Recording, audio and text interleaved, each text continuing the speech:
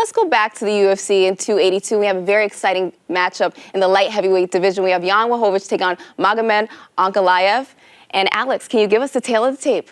Yeah, taking a look, Amber, at Blachowicz first, coming in with a 29-9 record with 9 wins each by submission and KO. Ankalaev, an impressive 18-1 record with 10 KOs, winning his last 9 fights in a row. So a little backstory. The original main card was supposed to be Yuri Prochazka against Glover Teixeira. Now, Yuri suffered a shoulder injury, and he had to back out of the fight and vacate the title. They did offer it to Glover Teixeira, but he decided he needed more time and decided to not fight for the belt. But let's go in and talk about this exciting fight. Ray, I want to start with you. As we know, Magomed is a trained sambo wrestler compared to Jan, who is a black belt in Brazilian Jiu-Jitsu. How do these styles match up? I think, besides the fact that it's jiu-jitsu against sambo, I think this fight's going to be contested standing up.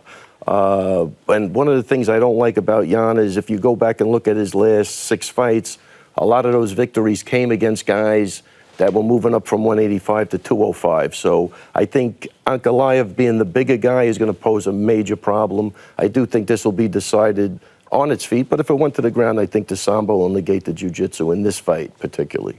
Yeah, I agree with Ray. I mean, I think this is definitely going to be more of a standing fight, I think, but it's MMA. You got to be good everywhere. You have to be good on your feet. You got to be good on the ground. You got to be able to defend takedowns. All of that has to come together. So they're both accomplished strikers. I think that this is probably going to be on the feet, but I think it's going to be a close fight. I think it'll be a good fight. Al, I want to bring you in. As a former fighter, Jan has held the belt before. He knows what it takes to win the belt. But Magomed, not so much. What does experience play into this fight? Ankalaev, he's got experience. He doesn't have as much experience as Blachowicz, but he's got the momentum. Ankalaev is on the rise. He's got the biggest win streak in this division right now, and the belt is right there. His goal for so long to get that title shot, to win the belt, it's right there. He can taste it. I think the momentum is huge, and I think that's going to give him the edge. And one quick thing, too. His only loss was against Paul Craig, I think a triangle. Who Paul Craig is one of the best jiu-jitsu guys off his back. He was able to come back from that adversity and run off 9 in a row. I think he corrected that mistake. I think Magomed takes this one handily. Ray, thank you so much. This main card is going to be very exciting, but the co-main is also going to be very good. We have Paddy Pimblett taking on Jared Gordon. He goes by Paddy the Baddie. He is a very exciting guy to watch. Alex, what is the tale of the tape? Yeah, taking a look, Amber, Pimblett comes in 3-0 in the UFC with a 19-3 MMA record. All 3 of those UFC victories were by submission or KO. Looking at Gordon, 7-4 in the UFC with a 19-5 MMA record. 4 of his last 5 UFC fights, all by decision.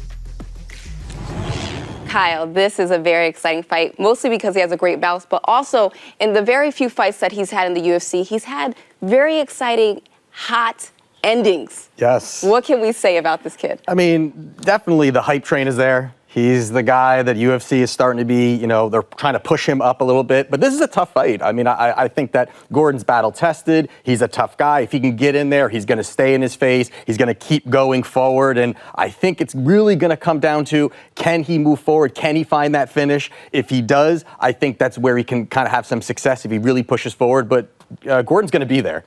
I think this is Paddy's toughest fight by far in the UFC. It's going to come down to how he handles the crowd. Can Jared Gordon fight the way he always fights? 9 out of 10 times, you put it on an even playing field. I think Jared Gordon wins the fight. I think he's more experienced in the UFC, better fighter. He's fought tough competition in the UFC, but Paddy brings that crowd. He brings the aura. It's like the cards are already stacked against his opponents. So we'll see how Jared Gordon can handle that. Al, you brought up a great point. He has a lot of fans. He has this sort of feeling that we saw with Conor McGregor, Sean O'Malley, back with Ronda Rousey, where these fans just love him. Ray, how much does the fan play into a fight like this? Well, look, it's always great to have the fans behind you. Everybody wants that support in case things go a little south and you hear people screaming your name. It does mean something.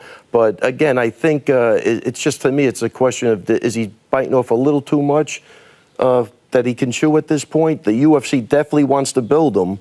So are they taking that risk? What happened with Molly McCann and Erin Blanchfield, where, you know, the train gets derailed a little bit. So I think Jared is a real tough matchup for him. He's a grinder, comes from a great camp. And I think that's what he's got going for him. Yeah, I mean, there's definitely going to be Paddy fans there. I mean, he's going to have that. Plus, he really kind of gets to the crowd, gets the crowd going. So this is the first time Jared's had a co-main event. Now you're talking about on a pay-per-view. Lot of stuff going against him, but he's a vet, so it's going to be a tough one. I will say this. If Jared Gordon gives up his back, I'm leaning with Paddy. I know I'm the oddball here, but I'm going with Paddy.